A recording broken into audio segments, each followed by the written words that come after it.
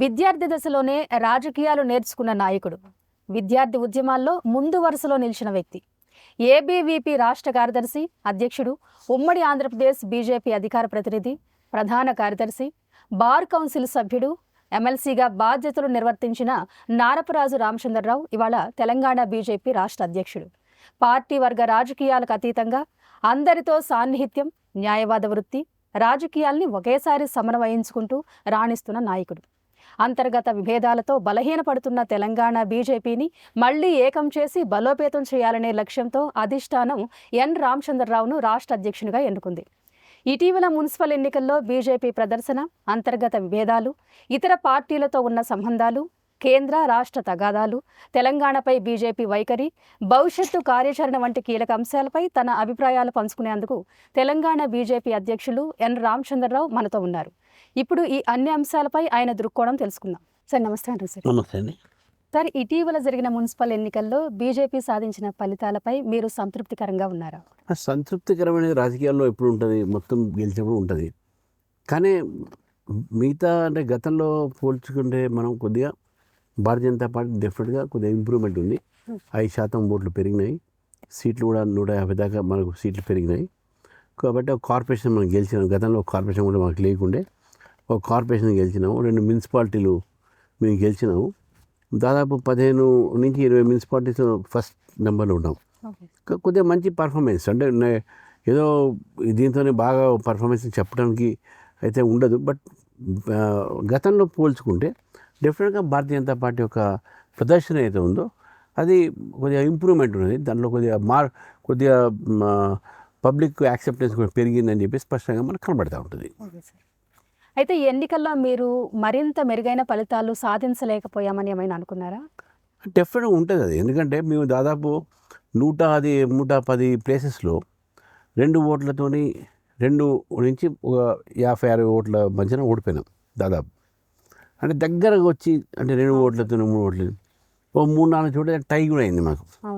So performance వైజ్గా ఇంకొద్దిగా కష్టపడితే బాగుంటుండేమో స్థానికంగా మా క్యాండిడేట్స్ అనేది కొద్దిగా ఉంటుంది మనకు. అయితే ఈసారి ఏంటంటే మేము దాదాపు గతంలో మేము కొన్ని మాత్రమే పోటీ చేసాం. ఈసారి బాగా ఎక్కువ పోటీ చేసినాం. పోటీ చేసినటువంటి ఒక నేపథ్యంలో ఏంటంటే ప్రతి వార్డులో మా ఒక సింబల్ పోయింది. మాకు ఫస్ట్ ఏంటంటే మా సింబల్ గతంలో మనం చాలా తక్కువ ప్లేసెస్ మేము ఈవెన్ అది సింబల్ పోయేటటువంటి ఎలక్షన్స్ కాబట్టి అన్ని చోట్ల పోటీ చేయాలని అనుకున్నాం. దాదాపు 2900 వార్డ్స్లో ఉంటే 2750 దాకా మేము పోటీ చేసినాం. కొన్నిట్లో మాకు మైనార్టీ ఒక వార్డ్స్ చేయబట్టి మేము చేయలేకపోయినాం. కానీ బట్ 2800 వార్డ్స్ దాకా మేము పోటీ చేసినాం. సో డెఫినెట్గా మా సింబల్ అన్ని ప్రాంతాల్లో పోయింది. పోటీ చేశారు, కొత్త కార్యకర్తలు వచ్చారు, ఒక వాతావరణ నిర్మాణం అయింది. సరే, అయితే కాంగ్రెస్ 57%, బీఆర్ఎస్ 29%, బీజేపీ 15% ఓట్లు మాత్రమే వచ్చాయి. అయితే ఈ ఎన్నికల్లో బీజేపీ తగిన ప్రత్యామ్నాయ శక్తిగా ఎదిగిందని మీరు అనుకుంటున్నారా? ప్రత్యామ్నాయ శక్తిగా ఈ ఒక ఎన్నికలతో ఎదగదు. ప్రతి ఒక్క ఎన్నికకు ఒక్కొక్క నేపథ్యం ఉంటుంది. గ్రామ పంచాయతీకు నేపథ్యం వేరే ఉంటుంది, మున్సిపాలిటీ ఎలక్షన్స్కి వేరే ఉంటుంది, లోకల్ బాడీస్కు, అసెంబ్లీకి నేపథ్యం వేరే ఉంటుంది, మనకు అదేవిధంగా పార్లమెంట్కి వేరే ఉంటుంది. మనం కొరమాపం అనేది ఈ యొక్క ఎలక్షన్స్ నెక్స్ట్ ప్రత్యామ్నాయం కాదు కదా అనేది కొరమాపం తీసుకోవడానికి వీలు లేదు. ఎందుకంటే లోకల్ బాడీ ఎలక్షన్, జనరల్గా లోకల్ బాడీ ఎలక్షన్స్లో మనం ఏం చూస్తాం, మనం ఎక్కడ చూసినా కూడా మొత్తం దేశం అంతా కూడా 99% గవర్నమెంట్ ఏదైతే రూలింగ్ ఉంటుందో వాళ్ళు ఎక్కువ సీట్లు గెలుచుకునేటువంటి ఒక ఆన్వాయితీ మన దగ్గర ఉన్నది. పర్ఫార్మెన్స్ మహారాష్ట్ర బీజేపీకి ఎక్కువ గెలిచింది, బీహార్ ఉన్నది ఎక్కువ గెలిచింది, ఉత్తరప్రదేశ్లో బీజేపీ ఎక్కువ గెలిచింది, చాలా తక్కువ చోట మొత్తం అవుతుంది. తర్వాత మనం చూడాల్సింది ఏంది, బీజేపీకి ఓటు శాతం పెరిగింది, కొద్దిగా మార్జినల్గా అయినప్పుడు కూడా పెరిగింది. బీఆర్ఎస్కు 29% తగ్గింది సీట్లు, అంటే పర్సంటేజ్ ఆఫ్ ఓటు తగ్గినాయి. సో ఇక్కడ పెరిగింది ఎవరు, బీజేపీ. సో ఈ యొక్క స్వల్ప పెరగడం అనేది అవుతుందో అది డెఫినెట్గా ప్రత్యామ్నాయం కోసం దారి తీస్తుంది. తర్వాత ఇంకోటి ఏంటంటే మున్సిపాలిటీస్లో ఎక్కువ రాలే కదా ఎట్లయితారు అది రాంగ్. ఎందుకంటే ఫర్ ఎగ్జాంపుల్ త్రిపుర ఉన్నది, త్రిపురలో మాకు ఒక వార్డు మెంబర్ లేకుండే, కానీ 3వ సారి మేము అధికారంలో వచ్చినాం. హర్యానా కూడా సేమ్ అంతే ఉండే. చాలా ప్రాంతాల్లో లోకల్ బాడీ ఎలక్షన్స్ ఇప్పుడు లోకల్ బాడీ గతంలో మాకు ఏం లేదు కదా, 8 మంది ఎంపీలు గెలిచినాం కదా. సో ఇప్పుడు ఏంటంటే దాని మా ప్రయత్నం ఏంటంటే ఈ యొక్క స్థానికంగా ఏదైతే బలపడి రేపు స్టేట్ ఎలక్షన్స్ వచ్చేవారు అంటే ఇంకా 3 సంవత్సరాలు మాకు ఉన్నాయి, 2.5 సంవత్సరాలు ఉన్నది. ఈ 2.5 సంవత్సరాలు కూడా పార్టీని బలోపేతం చేసి ప్రజా అంశాల మీద పోరాడి ఈ ప్రభుత్వం చేసిన తప్పిదాలు, గత ప్రభుత్వం చేసిన తప్పిదాలు ఇది ప్రజల ముందు పెట్టి, మీరు గతంలో కాంగ్రెస్కి అవకాశం ఇచ్చారు, బీఆర్ఎస్కి అవకాశం ఇచ్చారు, ఈసారి బీజేపీకి ఇవ్వండి అని చెప్పేటటువంటి మాటతో పబ్లిక్ దగ్గర పోతాం. డెఫినెట్గా ప్రత్యామ్నాయం భారతీయ జనతా పార్టీ మాత్రమే తెలంగాణలో స్పష్టంగా అది మనకు కనబడతా ఉంది. మీరు మున్సిపల్ ఎన్నికల్లో బహిరంగంగానే అభ్యర్థుల ఎంపికపై తీవ్ర అసంతృప్తి, ఆగ్రహం వ్యక్తం చేయాల్సిన పరిస్థితి వచ్చింది. ఆ పరిస్థితి ఎందుకు వచ్చింది, అసలు అలా దానికి కారణమైన వారిపై ఎలాంటి క్రమశిక్షణ చర్యలు తీసుకున్నారు? ఇప్పుడు ఎక్కడైనా పోటీ ఉంటుంది, పోటీతత్వం ఉన్నప్పుడు ఒక చోట పోటీ చేసినప్పుడు కొంతమంది మాకు టికెట్ రాలే కదా అని వాళ్ళు ఇండిపెండెంట్ అభ్యర్థులుగా పోటీ చేశారు, చాలా చోట్ల గెలిచారు కూడా వాళ్ళు. అంటే సో పోటీతత్వంలో మా ఆగ్రహము దాని మీద దేని మీద ఉంటుంది, పార్టీలో క్రమశిక్షణ దాని మీద ఉంటుంది. ఒక క్రమశిక్షణ పార్టీగా పేరు కలిగిన పార్టీలో ఈ రకమైనటువంటి పరిస్థితి రాకూడదు అనే దాని మీద ఆగ్రహంగానే పార్టీ కార్యకర్తలు టికెట్ అడగడం తప్పేం లేదు. అవును సార్. ఎందుకంటే అనేక రకాలైనటువంటి పరిస్థితుల్లో టికెట్లు ఎవరికి ఇవ్వాలి ఏంటనే నిర్ణయం అవుతుంది. ఒక్కొక్క వార్డులో 10 మంది అడుగుతారు, ఒక్కొక్క వార్డులో అయితే 3 అడుగుతారు, ఒక వార్డులో అసలు అడగేటోళ్ళు ఉండరు, పక్క వార్డుని తీసుకొచ్చి మీకు పోటీ చేయాల్సి వస్తుంది. అన్ని పార్టీలకు అది పరిస్థితి, బీజేపీ కాదు. అయితే ఎక్కడైతే క్యాండిడేట్లు రిబెల్గా పోటీ చేశారో డెఫినెట్గా అక్కడ ఆగ్రహం వ్యక్తం చేయాల్సి వస్తుంది. ఎందుకంటే భారతీయ జనతా పార్టీ క్రమశిక్షణ పార్టీగా పేరున్నప్పుడు ఇటువంటి ఒక పరిస్థితి రాకూడదు, ఫ్యూచర్లో ఇటువంటి పరిస్థితి రాకూడదు అని చెప్పేసి మేము ఇప్పుడు కూడా చర్య తీసుకున్నాం. అటువంటి పరిస్థితి రావద్దు గతంలో అనేటటువంటి ఒక సంకేతం కూడా ఇచ్చినాం. అవును సార్. అయితే కాంగ్రెస్, బీఆర్ఎస్ పార్టీలతో సమదూరం పాటిస్తామని చెప్పిన బీజేపీ మున్సిపల్ స్థాయిలో ఆ పార్టీ నాయకులతో కలిసి పదవులు పంచుకోవడంపై మీ స్పందన ఏంటి? నేనేమంటున్నా అంటే మేము అడగలేదు, మాకు ఇది ఇవ్వండి మీకు ఇది ఇస్తామని చెప్పి మేము ఎక్కడ కూడా క్విట్ ప్రో క్యూ ఎక్కడ లేదు. On the other hand BRS, MIM, Congress కలిసి బీజేపీని గెలవనీయకుండా చేశారు. For example Adilabad, for example Kamareddy, Raikal, Metpally, ఈ ప్రాంతంలో అన్నీ కూడా బీజేపీ నెంబర్ 1 ఫస్ట్లో ఉన్నాం, హైయెస్ట్ సీట్స్ మాకు వచ్చి. కానీ మాకు ఎవరు సపోర్ట్ చేయలేదు, వీళ్ళు ముగ్గురు వాళ్ళ సపోర్ట్ చేసుకొని బీజేపీని రానికుండా చేశారు. ఇది ఒక పరిస్థితి. రెండో పరిస్థితి ఏంది, ఇప్పుడు ఎవరో ఒకరు వైస్ ప్రెసిడెంట్ చైర్మన్ కావాల్సిందే. చాలా చోట హంగ్ వచ్చినాయి. హంగ్ వచ్చినప్పుడు ఏంది, ఒక భారతీయ జనతా పార్టీ మేము చైర్మన్కి పోటీ చేసేటటువంటి మాకు సరిగ్గా క్యాండిడేట్స్ లేరు, కానీ వైస్ చైర్మన్కి నామినేషన్ వేయాలని చెప్పి వేసిండ్రు, వాళ్ళు గెలిచారు. అంతేగాని లోపాక ఉపన్నం కానీ అది హౌస్లో జరిగినటువంటి ఒక ఓటింగ్, అది ఓపెన్గా జరిగినటువంటి ఓటింగ్, అక్కడ ఎక్కడ కూడా లోపాయకరమైనటువంటి ఒక ఒప్పందాలు లేవు. కాబట్టే దాంట్లో స్టేట్ పార్టీ మేమైతే సమదూరము ఎవరికి సపోర్ట్ చేయొద్దని నిర్ణయం ఉంది. కానీ ఎక్కడైతే భారతీయ జనతా పార్టీ కార్యకర్తలకు గెలిచిన వాళ్లకు మాకు వైస్ చైర్మన్ వస్తుందో ఇంకేదైనా అవకాశాలు ఉన్నాయో అని చెప్పినప్పుడు రాజకీయంగా వాళ్ళు ప్రయత్నం చేశారు, కొన్ని చోట్ల గెలిచారు. దాన్ని స్టేట్ పార్టీ అదో అలయన్స్ కిందనో లేకుంటే దాని కిందనో అది మేము తీసుకో, అది వాళ్ళ వ్యక్తిగత నిర్ణయం, స్థానిక పరిస్థితుల్లో వాళ్ళు తీసుకున్న నిర్ణయం అది.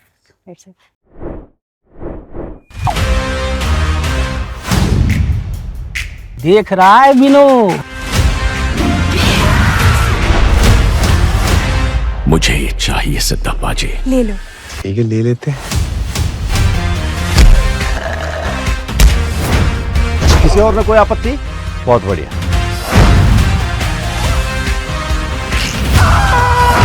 सर ये सब कनेक्टेड है। क्या कनेक्शन है?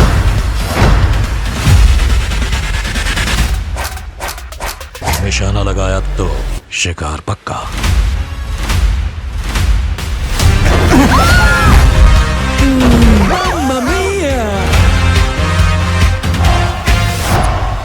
इस गद्दी की गरिमा इस पर बैठने वाले से होती है। हाय, दिस इज राणा दग्गुबाटी।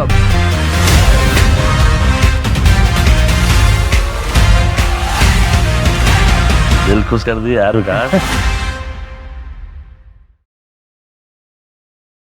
తెలంగాణలో 3 ప్రధాన పార్టీలు కాంగ్రెస్, బీఆర్ఎస్, బీజేపీ ఒకరికొకరు కుమ్మక్కయ్యారని చెప్పి ఆరోపణలు వస్తున్నాయి సార్. ఈ విషయంలో ప్రజలు ఎవరిని నమ్మాలి? ప్రజలు మమ్మల్ని నమ్మాలి. ఎందుకని చెప్తా. చెప్పండి. నేను ఇప్పుడే చెప్పాను, ఆదిలాబాద్లో భారతీయ జనతా పార్టీకి 22 సీట్లు వస్తే మాకు ఎవరు సపోర్ట్ చేయాలి? మాకు సింగిల్ మెజార్టీ వచ్చింది. మమ్మల్ని కాకుండా చేయడానికి ప్రయత్నం చేసింది ఎవరు? Majlis party, BRS, Congress. వాళ్ళు ముగ్గురు కలిశారు కదా. కామారెడ్డిలో అదే పరిస్థితి కదా. మరి ఎట్లా కలిశారు వాళ్ళు ముగ్గురు? ఎట్లా కలిశారు కామారెడ్డిలో? ఎందుకు కాకుండా చేశారు? రాయకల్ కూడా అదే అయింది, మెట్పల్లి అదే అయింది. మరి ప్రజలు చూడట్లేదా? ఎంఐఎం కాంగ్రెస్ కలిసింది, ఎంఐఎం బీఆర్ఎస్ కలిసింది, బీఆర్ఎస్ కాంగ్రెస్ కలిసింది. నేను ఏదో రాజకీయంగా అది స్టేట్మెంట్ చెప్పట్లేదు. ఇక్కడే స్పష్టంగా మీరు అన్నారు, మీకు అక్కడ ఇచ్చారు కదా. బట్ ఇక్కడైతే స్పష్టంగా వాళ్ళు బీజేపీని గెలవనేకుండా చేయడానికి ఈ ముగ్గురు కలిశారు. సరే, ఇప్పుడు బీజేపీకి వైస్ చైర్మన్ వస్తుంది అని అట్లా కూడా కాదు. ఇక్కడ బీజేపీ రావద్దు, పెరగొద్దు, అందుకని మనం ముగ్గురు అడ్డుకుందాం. ఎవరెవరు? కాంగ్రెస్, మజ్లిస్, బీఆర్ఎస్. సో కాబట్టి ఈరోజు భారతీయ జనతా పార్టీకు ఎటువంటి పార్టీతోని మాకు రాజకీయ సంబంధం లేదు, మేము ఎవరితోనూ పొత్తు పెట్టుకోము అని స్పష్టంగా మీకు చెప్తున్నాం. భారతీయ జనతా పార్టీ ప్రజలు కూడా చెప్తాను, బీఆర్ఎస్, కాంగ్రెస్, మజ్లిస్ 3 పార్టీలు ఒకటే. ఈ మూడింటికి మంచి సంబంధాలు ఉన్నాయి. బీజేపీని పెరగకుండా చేసే ప్రయత్నం చేసేది ఇదే పార్టీ అని చెప్పేసి మాకు స్పష్టంగా రాజకీయమైనటువంటి వాతావరణం ఈరోజు తెలంగాణ నిర్మాణం అయి ఉంది.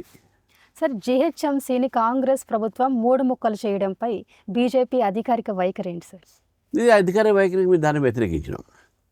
ఎందుకనంటే ఇప్పుడు 3 ముక్కలు చేశారు.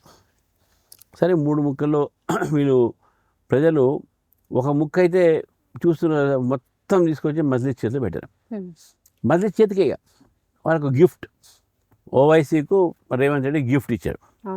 మిగతా రెండిట్లో నువ్వు భాగాలు, ఫర్ ఎగ్జాంపుల్ కీసరా ఉందనుకోండి, లేకుంటే షామీర్పేట కొంత భాగం, అది జిహెచ్ఎంసీలో వచ్చినాయి. ఈ జిహెచ్ఎంసీలో వచ్చిన బాగా, జిహెచ్ఎంసీ అంటే గ్రేటర్ హైదరాబాద్. మీకు రోడ్లు ఉండాలా, మీకు వాటర్ కనెక్షన్స్ ఉండాలా, మీకు సివరేజ్ ఉండాలా, డ్రైనేజ్ సిస్టమ్ ఉండాలా. ఎక్కడ ఉన్నాయి? సగం పొలాలే ఉన్నాయి, సగం ఇల్లు పర్మిషన్స్, గ్రామ పంచాయతీ ఇచ్చిన పర్మిషన్స్ ఉన్నాయి. ఇప్పుడు ఏమైనా ట్యాక్స్లు పెరుగుతాయి, ఇవాళ కాబట్టి పెరుగుతాయి. మీకు రోడ్లు లేవు సరిగ్గా, మట్టి రోడ్లు, మీకు నల్ల కనెక్షన్స్ లేవు, మీకు ఇదేం లేదు. మీరు ఏదో జిహెచ్ఎంసీ పడేశారు. ఇప్పుడు భారం ఎవరి మీద ఉంటుంది? ప్రజల మీద ఉంటుంది. సరే, మళ్ళీ అక్కడ ఏమైనా ఫండ్స్ ఉన్నాయంటే జీతాలు వేయడానికి వీళ్ళ దగ్గర ఫండ్స్ లేవు. ఇక డెవలప్మెంట్ ఏం చేస్తారు వీళ్ళు? అంటే ప్రజల మీద ఇది ఒక భారం. ఇది వాళ్ళు ఏం చేసేది ఉన్నాయంటే 3 భాగాలు చేయకుండా ఈ హైదరాబాద్ అట్నే ఉంచి ఆల్రెడీ ఎగ్జిస్టింగ్ దాన్ని ఏదైనా కొన్ని మంది మర్జ్ చేసి 2-3 మున్సిపాలిటీస్ గట్రా తయారు చేస్తే బాగుంటుండే. కానీ దాన్నే జిహెచ్ఎంసీగా తీసుకొచ్చేసే వరకు ట్యాక్స్ స్ట్రక్చర్ మారుతుంది, మీకు ఫండ్స్ ఎక్కువ అవసరం పడుతుంది. అవన్నీ ఎక్కడ ఉన్నాయి మన దగ్గర? మరి వరల్డ్ సిటీ అంటున్నారు, గ్రేటర్ గ్లోబల్ విలేజ్ అన్నారు. ఎక్కడ గ్లోబల్ సిటీ ఎక్కడ ఉంది మంది? సో ఇవన్నీ దానికి వ్యతిరేకిస్తున్నటువంటి విషయం ఒకటి. సార్, జూబ్లీ హిల్స్ ఉప ఎన్నికల్లో బీజేపీ ఓటమి రానున్న 3 మున్సిపల్ కార్పొరేషన్ల ఎన్నికలపై ఎలాంటి ప్రభావం చూపిస్తుందని మీరు అంచనా వేస్తారు? అది ఏం ఉండదండి. ఇప్పుడు జూబ్లీ హిల్స్ మేము ఎప్పుడు గెలిచినామని, దత్తాత్రేయ గారు 2 సార్లు ఎంపీ అయ్యారు. జూబ్లీ హిల్స్ మాకు ఎప్పుడు ఓటు రాలే. సెకండో థర్డో ఉంటుంది. కిషన్ రెడ్డి గారు 2 సార్లు ఎంపీ అయ్యారు. జూబ్లీ హిల్స్ ఏమొచ్చినాయి? Second place. లాస్ట్ టైం మేము పోటీ చేసినాం, ఎక్కడ ఉన్నాం? థర్డ్ ప్లేస్ ఉన్నాం. మొన్న పోటీ చేసినాం, అదే ప్లేస్ ఉన్నాం. కానీ మీరు అదే ఆలోచిస్తారు కానీ, బీజేపీ సమయం ఆలోచిస్తారు కానీ అక్కడ ఓడింది ఎవరు? సిట్టింగ్ సీట్ ఓడిపోయింది. సిట్టింగ్ సీట్ బీఆర్ఎస్ ఓడిపోయింది అక్కడ. అది ఎందుకు ఆలోచించట్లేదు? బీజేపీ మేము ఎప్పుడు గెలవలే కదా అక్కడ, మా దగ్గర స్టేక్స్ కూడా లేవు కదా. మేము మా ఒక రాజకీయ భవిష్యత్ దాని మీద ఎప్పుడు కూడా మేము నిర్మాణం చేసుకోలేదు. దాని మీద మేము ఎప్పుడు కూడా ఆలోచించలేదు.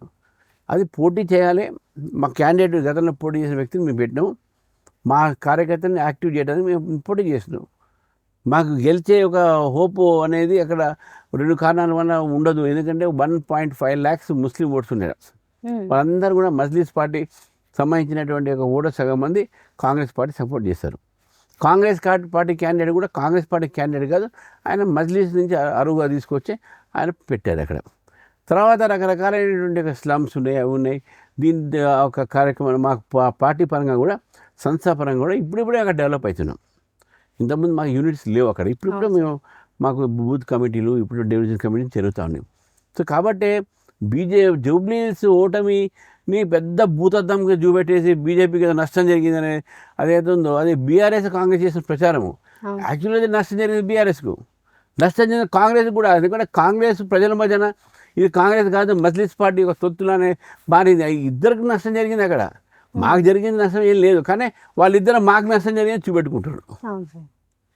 అయితే ఇటీవల జరిగిన మున్సిపల్ ఎన్నికల్లో కాంగ్రెస్ 57% స్థానాల్లో గెలవటం బీజేపీకి ఎదురు దెబ్బగా మీరు అనుకుంటున్నారు? ఇప్పుడు నేను ఇంతకుముందు చెప్పాను కదా, రూలింగ్ పార్టీకు హైయెస్ట్ అడ్వాంటేజ్ అయినా కూడా రాలే. 57%. వాళ్ళు 80% వస్తున్నారు కదా, ఎక్కడో 80%. అవును సార్. బీజేపీకి అసలు ఏం రాదన్నారు కదా. మాకు వచ్చినాయి 330 వార్డులు, 350 వార్డులు వచ్చినాయి, ఒక కార్పొరేషన్ వచ్చింది, 2 చైర్మన్లు వచ్చినాయి అట్లా. అందుకనే అది ఆ ఒక పర్సెంటేజ్ ఆఫ్ ఓట్స్ అనేది రూలింగ్ పార్టీ మొన్నే వచ్చింది సెకండ్.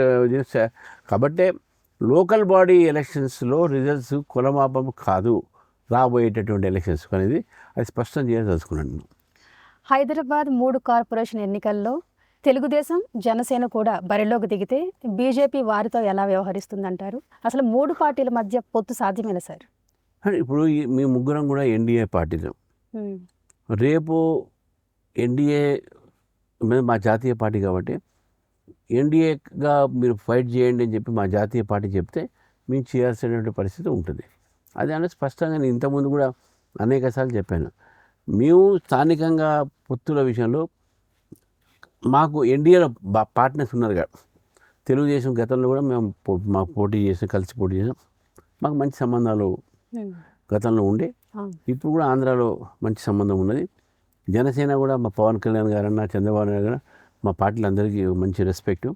ఎందుకంటే ఇక్కడ లేదు, ఇక్కడ ఉన్న రాజకీయ పరిస్థితులు వేరే ఉన్నాయి, అక్కడ ఉన్న రాజకీయ పరిస్థితులు వేరే ఉన్నాయి.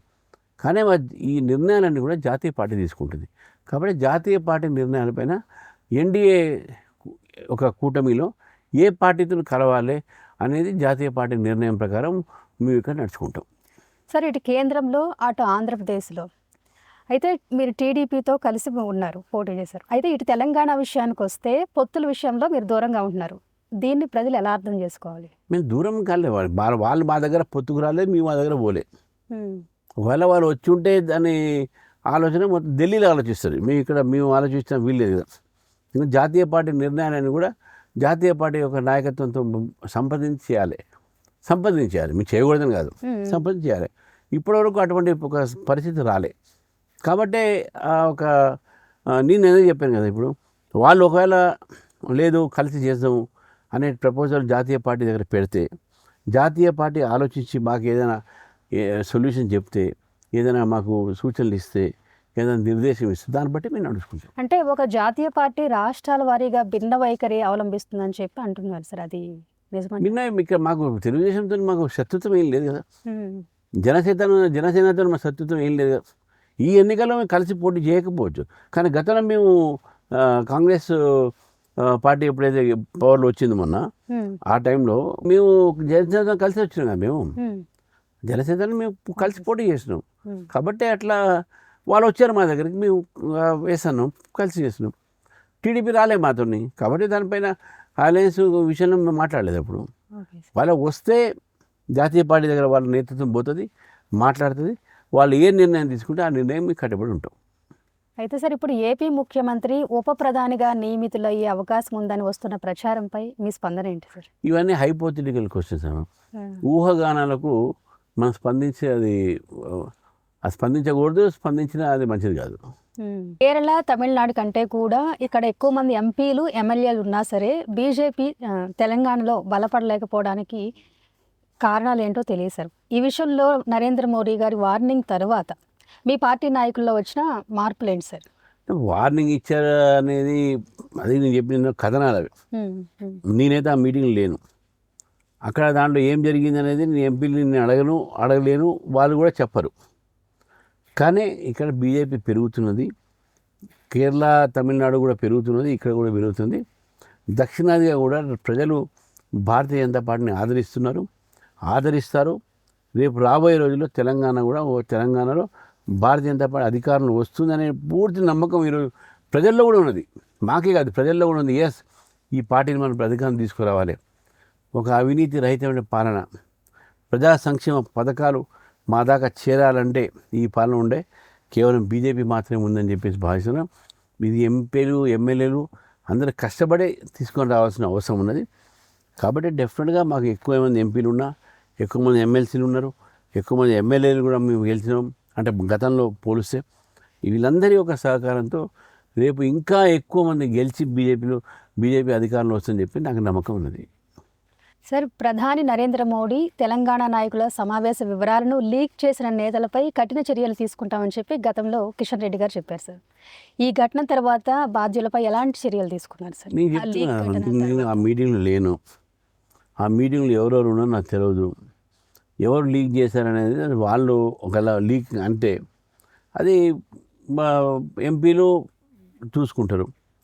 అది పార్టీ దృష్టికి కానీ నా దృష్టికి కానీ అవైతే ఏం తీసుకొని రాలేదు. ఎవరు లీక్ చేశారు, వాళ్ళు లీక్ చేశారు, వీళ్ళు అటెండ్ చేశారు, ఇవి మాట్లాడారు అనేది నా దృష్టికి అయితే ఎవరు తీసుకురాలేదు.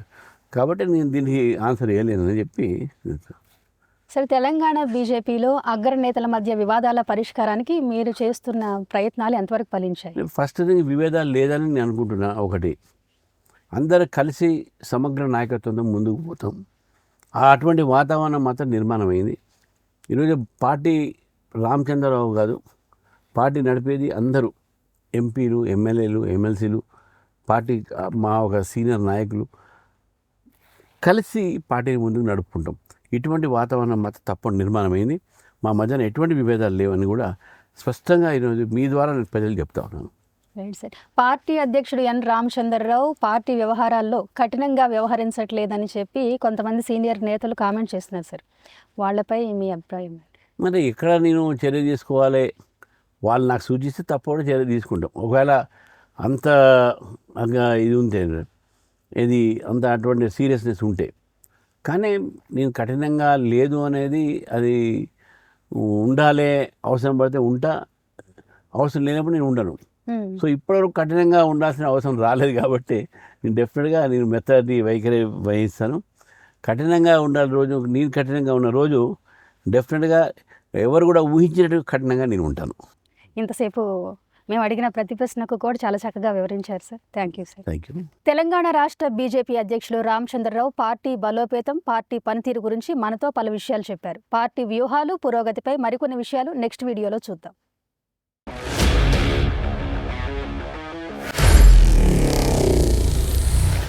Honor Signatus, the biggest gated community in the heart of the city.